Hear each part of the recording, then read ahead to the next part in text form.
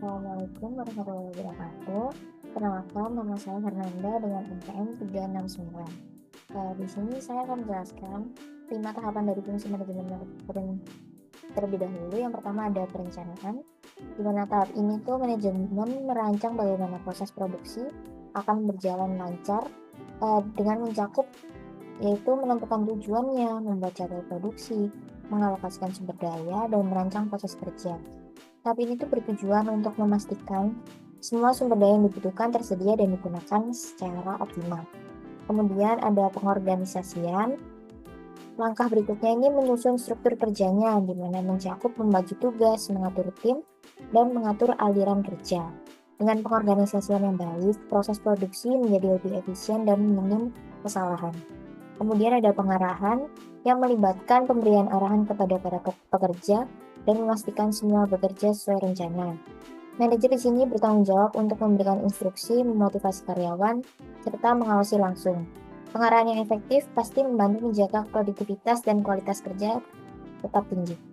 Kemudian ada pengendalian, di mana manajemen memantau dan mengevaluasi proses produksi untuk memastikan hasil sesuai dengan rencana. Aktivitasnya di sini meliputi yaitu mengukur kinerja, mendeteksi masalah, serta melakukan koreksi. Tujuannya untuk memastikan bahwa proses produksi tetap efisien dan sesuai standar. Dan yang terakhir ada evaluasi.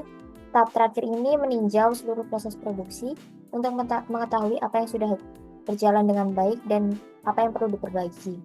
Kegiatannya di sini meliputi menganalisis hasil produksinya, meninjau proses kerja, dan memberikan umpan balik. Kemudian di sini saya akan menjelaskan bagaimana pengaplikasian aplikasi Odoo.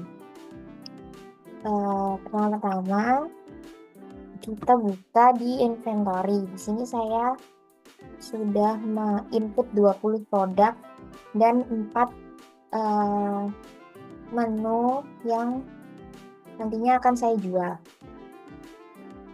Oke, di sini ada 20 produk. Dan yang aku favorit ini itu produk yang nantinya dijual. Di sini saya akan jelaskan bagaimana input produk yang dibutuhkan dan yang akan dijual.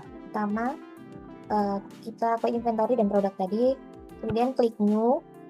Nah, karena di sini kita F&B, saya mau input bahan baku ya. Jadi yang dicentang itu yang purchase, karena kita membutuhkan bahan baku tersebut, bukan untuk dijual. Nah, misal kita butuhin air. Oke, nah karena ini kita membutuhkan, jadi kita nggak menjual, di nol aja. Terus costnya anggap aja kita kasih harga 5.000. Kategorinya kita masukin ke bahan baku dan reference-nya kita kasih kode A ya Kak. Oke, nanti otomatis ini ke save dan masuk ke list produk kita.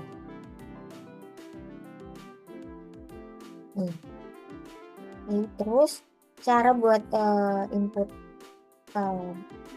barang yang mau kita jual yaitu sales dan point sales. Nah, aja kita mau bikin ST. Oke, aku jual harganya 7.000. Sales X-nya 17%. Terus harga awalnya tuh harga modalnya 5.000. Masuk kategorinya kita masukin ke minuman. Dan kodenya kita kasih PP.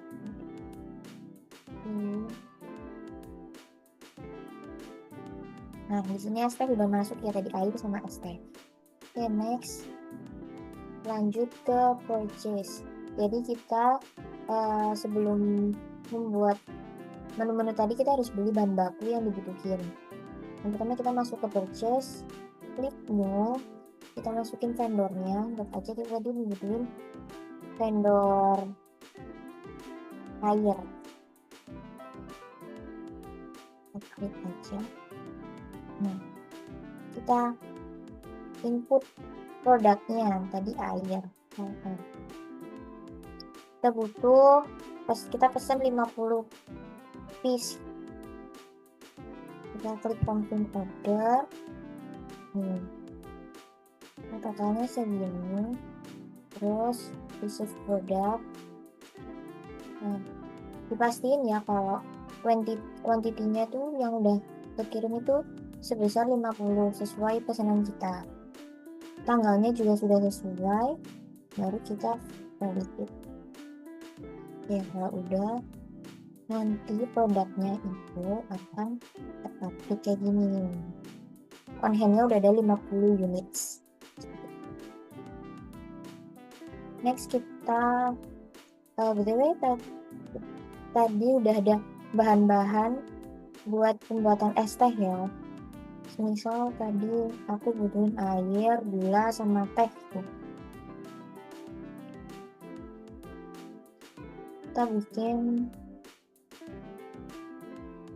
Kita masuk ke manufacturing, kita bikin es tehnya.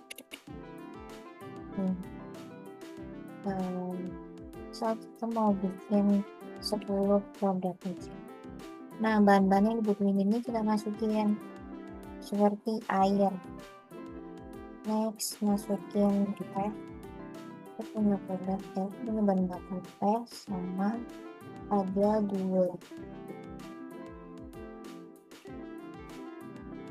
Nah, untuk pembuatannya anggap aja kita butuhin sebesar seperti ini.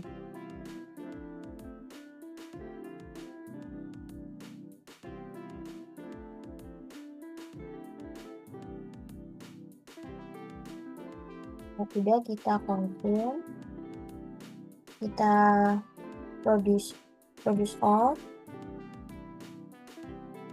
Nah, kita masuk ke inventory lagi, kita cek ya kalau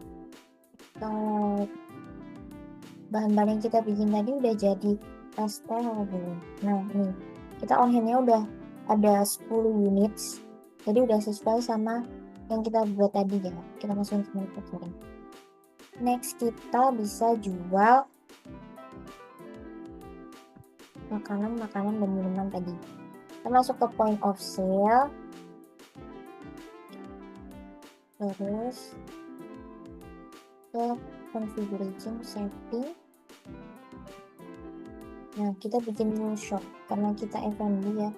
Anggap aja aku mau bikin cabang di mana. Kita F&B, kita klik bar or restorannya, kita save.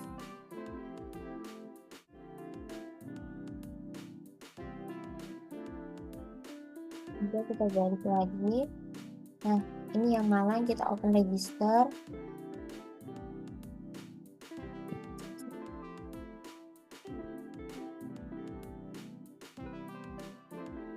Nah, teman-teman kita udah keluar di sini. Kita coba nih ya, pesan. Sini ada table 202. Mau pesan kopi butter 1, minyak 1, roti butter 1. Totalnya ada di sini. Kita payment. Nah, payment ini bisa pilih card, card ya, kredit. Kita kredit dulu. Nah, udah masuk nih stepnya. Terus kita bikin order lagi, misal table 14. Kita bikin es tehnya 5 gitu. Kita ini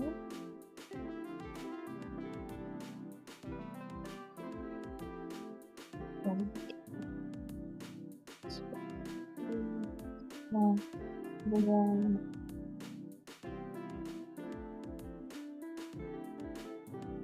buat laporan keuangannya sendiri, kita bisa masuk di bagian tutup point of sale-nya ke reporting orders. Nah, nih kan udah masuk semua nih buat detailnya.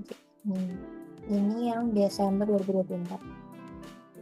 Terus buat inventory juga kita bisa lihat di reporting stocks-nya.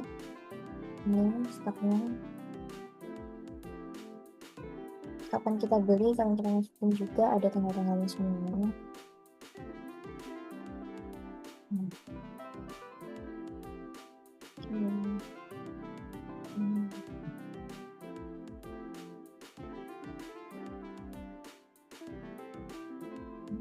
itu aja dari aku, eee, sekian pemaparan dari saya, kurang lebihnya mohon maaf. Wassalamualaikum warahmatullahi wabarakatuh.